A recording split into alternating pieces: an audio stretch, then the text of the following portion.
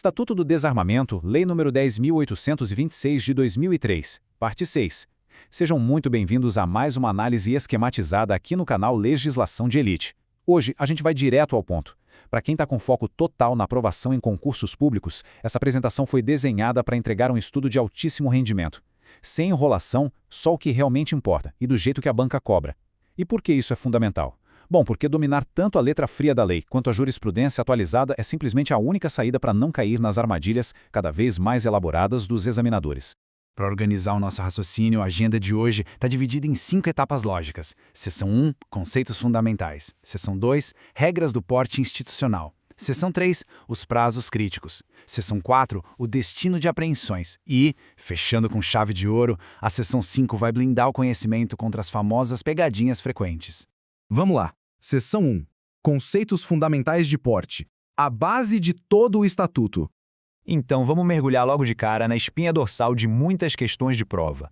A diferença clássica entre os tipos de porte. De um lado, a gente tem o porte funcional ou institucional.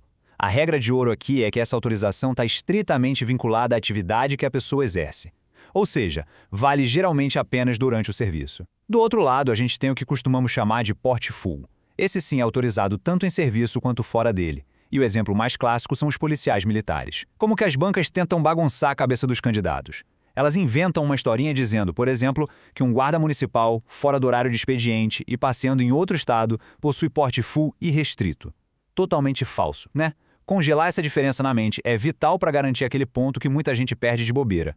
Agora olha só o artigo 4º. Ele traz 5 requisitos clássicos para obter autorização de posse ou porte. Tem que comprovar idoneidade, ter ocupação lícita, residência certa e ainda provar capacidade técnica e aptidão psicológica. O pulo do gato para as provas aqui é o seguinte: essa lista não é uma sugestão, é uma exigência cumulativa. Faltou um requisito, o processo é barrado na hora. Não adianta gabaritar 4 e falhar no 5º. São regras rigorosas justamente para garantir que o armamento vá parar nas mãos certas.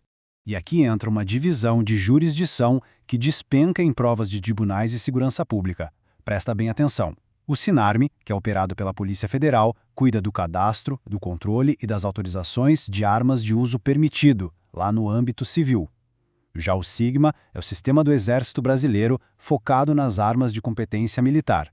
Sabe um exemplo prático que chove em prova? Os atiradores desportivos e caçadores, os famosos CACs.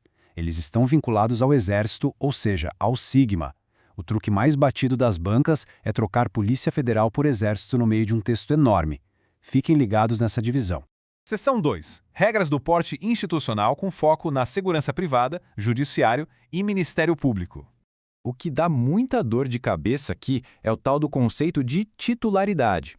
Quando a gente fala de empresas de segurança privada, tribunais ou ministérios públicos, de quem é a arma? E o certificado de registro, o CRAF, eles pertencem exclusivamente à instituição ou à empresa. Não são do vigilante, não são do servidor. O funcionário só carrega o armamento durante o expediente. E tem um detalhe de ouro no artigo 7º. A lista do pessoal habilitado tem que passar por uma atualização obrigatória semestral lá no SINARME. Por que semestral? Pensa na alta rotatividade das empresas de segurança. O sistema precisa saber quem está armado hoje e não no ano passado. Se a questão falar em atualização anual, pode marcar como errada sem medo. São exatos 6 meses. E isso nos leva a uma dúvida que costuma derrubar quem estuda só por material desatualizado.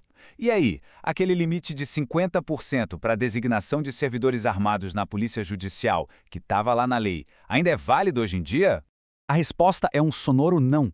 É inconstitucional. O STF, julgando a ADI 5157, agora em 2024, derrubou esse limite de 50%. A base dessa decisão foi o princípio da eficiência.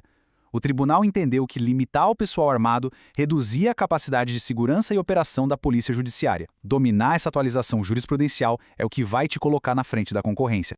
Mudando a lente agora para a posse do particular, a gente precisa delimitar o espaço físico onde ela é permitida. Ter a posse é manter a arma dentro de casa, claro. Mas não é só na sala de estar, tá?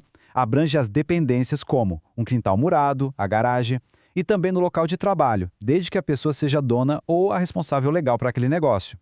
Mas o grande destaque das bancas é a área rural. A posse hoje abrange toda a extensão do imóvel rural. Antigamente, a interpretação era restrita só à sede da fazenda. Imagina a situação, o produtor rural lá no limite da propriedade totalmente desprotegido. A legislação mudou para corrigir isso e as bancas adoram testar se vocês sabem dessa mudança. Seção 3. Prazos críticos para memorizar. Alerta máximo para esses números, viu? Grave esse número, 24. Quando a gente avisa que cai em prova, é porque despenca. Aconteceu extravio, furto ou roubo de arma na empresa, eles têm cravadas 24 horas para registrar o boletim e comunicar o fato à Polícia Federal. Passou o prazo e não avisou, a coisa fica feia. Não é só um errinho burocrático, isso gera responsabilidade pesada para os diretores, podendo até virar crime ou acabar com o cancelamento do registro da empresa. Então o rigor dessas 24 horas é absoluto.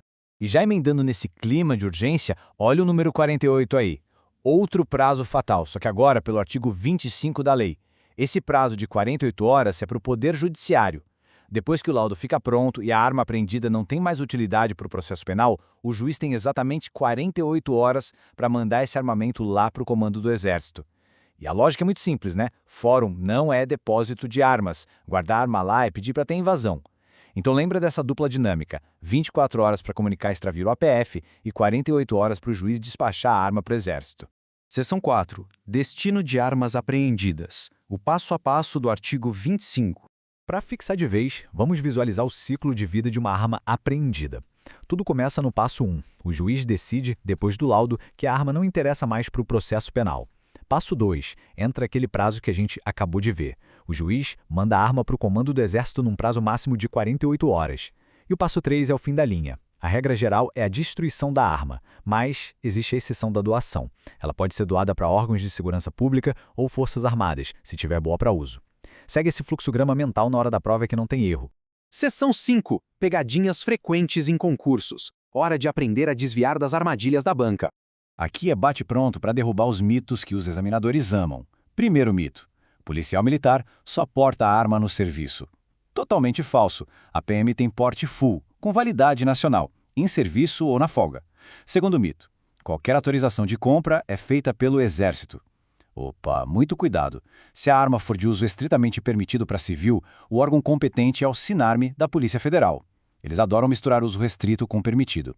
E o terceiro mito, tentar te convencer que não existe um prazo fixo para a empresa avisar o extravio da arma. Bom, a gente já cansou de ver que o prazo existe e é cravado em 24 horas.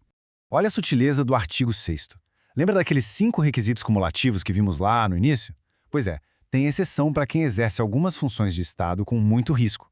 Pessoal da ABIN, policiais penais, guardas portuários e auditores fiscais não precisam provar todos os 5.